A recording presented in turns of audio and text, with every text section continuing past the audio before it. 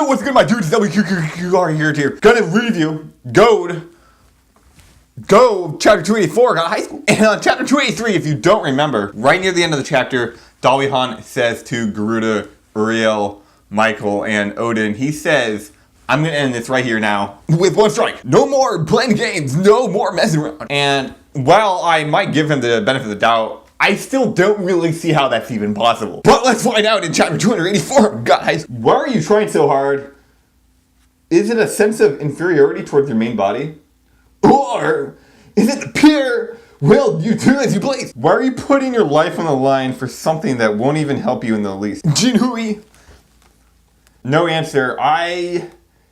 Let's find out. Okay, now we see Dae-jin, kind of the snake guardian, coming out straight out of the Chamber of Secrets. Attractive force! And now, I noticed this last time too. Dae-jin was using a lot of these natural forces, and they seem to work pretty well. And specifically against Satan, it seemed to work pretty well. Reflect, repulsive force. Yeah, again, this is definitely giving him an upper hand here. Every single one of them is the same level of this guy right now. And this is a recap right here, and now we have Beelzebub, Odin, Garuda, Uriel, and the Unknown. The only way for me to beat them all when they outnumber me. Right, so again, this is a recap of 283 when Michael delivers the long 4-sword strike on top of Dae-jin. It's when they get their guard down. And so now he's gonna, and actually this last chapter definitely jumped out at me. He said, I'm gonna end you guys with one strike, but I don't know, maybe he will in fact prove me wrong and end it with one strike, but let's find out. And now we see tae-jin. He's confused. Oh no, god damn it. The king planet toss Mars. Dude, jeez. Oh my god, the planet toss. You guys see this? I think the Unknown just literally threw Mars into Earth, which, based on the scale of this, Mars is larger than Earth, so that either has to be some kind of asteroid, or maybe this Earth is larger than the human Earth. I failed to control my power, but I'll fix it. I'll have to control it very precisely now. The most powerful warrior in heaven and on Earth, Uriel. Alright, she's stronger than I expected. That's pretty sick. It's my way of ninja. No, it's her. We're not really sure. This little thing. Help! This is too heavy. Yeah, I'm not really sure how Mars got in there, but I must have missed something. Oh, we see some hand seals. Zigai freeze. I actually know all the hand seals. I practice them. Come out legendary. Gungnir, yeah, the Gungnir, alright, right on. Some combat.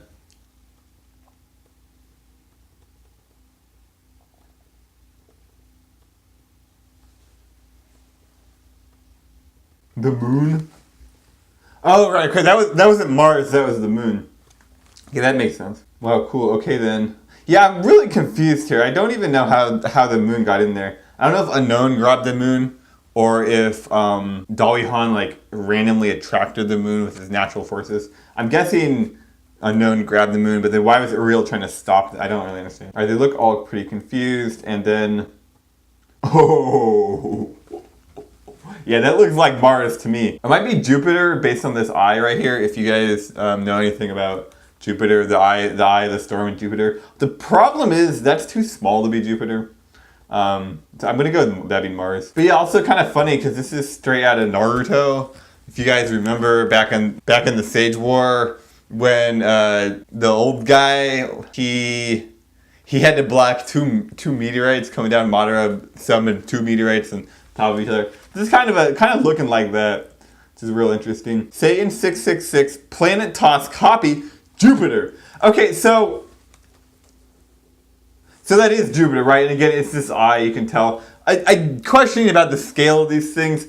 I've seen models based on the scale, and Jupiter is considerably larger than Earth. So I'm going to have to look that up. I'm going to have to get a double reference on that, but whatever the case is. And I guess this is Mars also. But then again, you have to wonder, why is Earth so big? I'm guessing that's Moon, and I'm guessing this is, I guess, Jupiter off scale. And actually, another thing, if that's Satan summoning down Jupiter, that's definitely, that attack was definitely by, the first attack must have been by Unknown. They're wondering these people are wondering what the hell is going on. Yeah, I would too. I need more energy. Okay, so he's blocking a lot of it. That's neat. Dude, Morihui is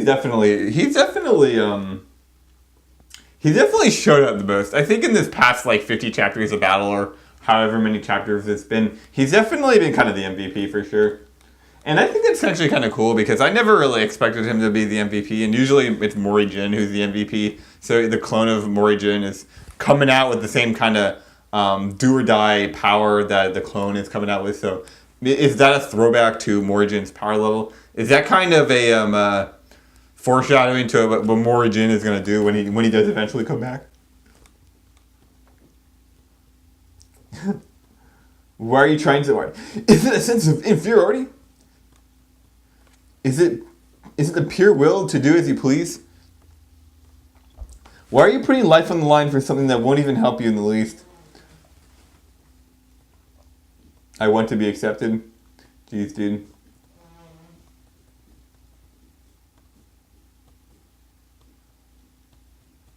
Oh my god, dude. Look, his hair is dying, dude. I think it's the end for Morihui, dude. I will sacrifice my life 1,000 times. Oh my god, dude. Look at that. Alright, they definitely successfully repelled Jupiter. Jeez. Oh, that's it, dude. Fuck, man, come on, man. Okay, yo, bonus scene, ding. What, Jupiter is a gas giant, so that kind of thing would be impossible, you say? Yeah, this is definitely what I was saying. Like, I feel like the scale of these planets is wrong. Like, some of the physics here just don't quite add up. But let's see. You have no imagination. This has been a fantasy comic since Borrowed Power first appeared. Please just take it as artistic license. Yeah, I'm down with the artistic license on that. I think God of High School is sick. I think it definitely keeps showing up. It definitely brings a lot to the table. And yeah, I mean, if you're getting mad about that, why aren't you getting mad about the Sage Drum? Why aren't you getting mad about these gods coming out? I mean, there's a lot of like little random stuff. You know, Morihui has no limbs, for example. So I think that's totally understandable. Hey guys, so I did some research because I was pretty confused about the state of God of High School. What exactly is going on? What are some of these characters going on? What's going on in these battles? And I realized some pretty interesting stuff. The main one is actually that apparently Mars is smaller than Earth. Who would have known this? I took school for 13 years, and I never once learned that Mars is smaller than Earth. Who would have known? So apparently that is the scale. Apparently what happened is the king, Dawi-Han, attracted Mars accidentally to the Earth, and this is basically going to destroy the Earth, right? So Uriel, she says, all right, I'll push it back. So she goes up to Mars and tries to push it back, and she mostly does it, but she kind of fails, and she's like, I need help. I need help. So Odin brings out the legendary spear Gungnir and throws it at Mars, and it goes through Mars and hits Moon, or he misses and it goes right through the Moon. Whatever the case is, Satan, who's on the Moon, sees all this, and he decides to copy Dawi-Han's attractive force, and he summons up Jupiter.